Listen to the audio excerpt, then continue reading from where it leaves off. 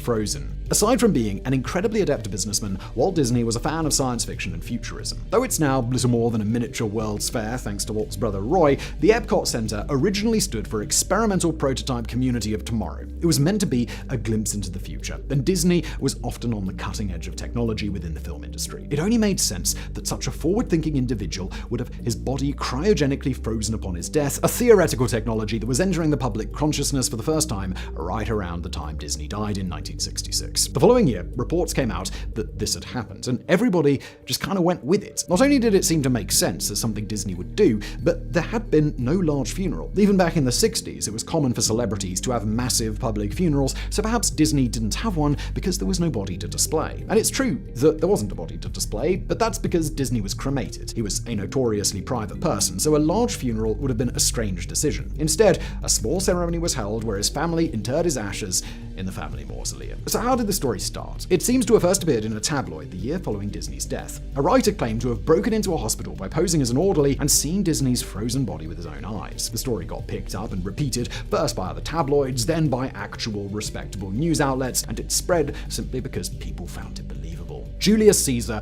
was born by cesarean section. It's long been stated that Julius Caesar was born by cesarean section. It is usually said that the C-section was named after Caesar, though some accounts state that he was instead named after the procedure. He is often reported as being the first person born through this method, claiming it as the reason it was named after him. However, none of this is actually true. Regardless of what they were called, C-sections had been around for quite some time by the time of Caesar's reign and were not an invention of the Romans. The procedure's name comes from Lex Caesare, which was the law governing C-sections.